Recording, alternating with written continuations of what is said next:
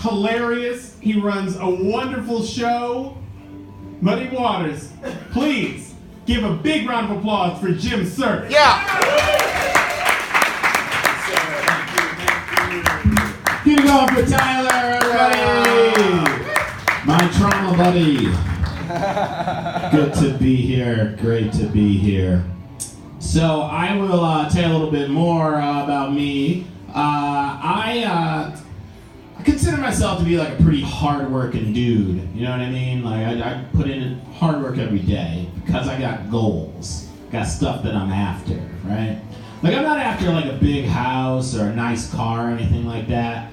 I just want to work hard enough to live in a building where I can have a package safely delivered. That's where I'm at right now. That's what I want. Like, I want to shop online with confidence. You know what I mean? Like, I want the UPS guy to feel like he did something today. You know, like, I don't want to be like, oh, the wind got it again. No! I want to have an accomplishment. You know, it's America. I can raise my standards, you know, just a little bit. Now, I will tell you that there is a double standard that exists in our great country of ours, and I'm not afraid to talk about it today. You can bring a book to a bar, and you're like a regular person, right? But I show up to the library drunk and I'm a monster. So, how do we figure this out? You know, like, you bring Catcher in the Rye to a happy hour, you're a dignified gentleman. I fall into the nonfiction section and I'm a monster now? Is that how we gotta play this game? What do you mean, man? Like, look, I had a job once. I know what, like, I'm a regular person. Give me some respect. I used to work with this woman who, like, was just new at being a racist. Like, she wasn't good at it yet. You know what I mean? Like, she was like a rookie, you know, she's on like a swastika learning curve. She wasn't quite all the way there with her hate. Like, I'll give you an example. Like, you know that move where you like whisper someone's skin tone, right? Where it's like, it's a swear word, you know? Like, she would do that, but she'd whisper the wrong word. Okay. So now it's supposed to hear things like, hey, you know Dave, the black guy, he's stealing napkins. I'd hear things like, hey, you know Dave, that black guy, he's stealing napkins. And I don't know what to do there, right? Because that's not the dream Martin Luther King was talking about. That wasn't his fantasy at all. Now, I'll tell you, I had a conversation with my girlfriend, and she asked me who my fantasy crush was, because apparently I'm in middle school and I have to answer that question again. Didn't know I had to do that, but I did. Now, I want to give you a couple takeaways from that conversation.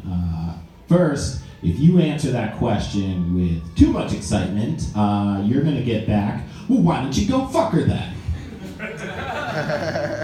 However, if you answer too casually and you mail your response in, you're going to get back, well, why don't you go fuck her then? So I don't really know how to help you if you're ever put in that situation. Now, I will tell you who my fantasy crush was in middle school. I'll share it with you. It was Pamela Anderson, okay? Just white privilege on legs. Pre-Hep C though, okay? Pre-hepatitis C. This is the Baywatch era. This isn't after everything happened. And I'll tell you who my fantasy crush is now as an adult. Any girl from a used car commercial. I love them all. They're great. Like the type of girl you could tweet and she'd tweet you back. Like that's what I'm after. That's what I want. She's like shocked by sushi. Like that's what I'm into. Hell, she might even have the package safely delivered to her house. I don't care. Like that's where my mind is. It's my expectation. I do have a couple expectations in life, and for example, when it comes to getting my hair cut, I have two expectations that I'm after. One is I want a number one guard. I expect that, okay? Number two is I expect to have alcohol put on the back of my neck. These are the two things I think are going to happen. What I don't expect to have happen is I don't expect my barber to tell me that the moon landing wasn't real, because that happened. That happened to me. And it's awkward to have an argument with someone who has a razor at your face, because you just have to agree. There I am. You don't know what it's like to have to be like, yeah, you're right, moon dust ain't shit. You're right. Had to say that out loud. It was like time stood still for me. It was the longest haircut I'd ever had. Now, I have encountered a few moments in my life where time stood completely still. Okay, I'll share them with you. First happened when I was in Cleveland, Ohio, and I watched a homeless man ask another homeless man for change. Just the three of us, caught in the wind, not sure who makes the next move. Second moment happened when I was in Queens, New York. I was at a CVS, and I watched a woman purchase a pregnancy test with spare change. Now, I will tell you something.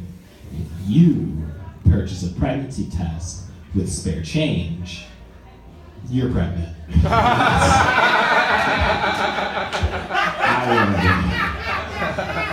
I would hold off on spending any money at this point, because there's a long road ahead of us, and we're going to need every cent that we have. Hold up.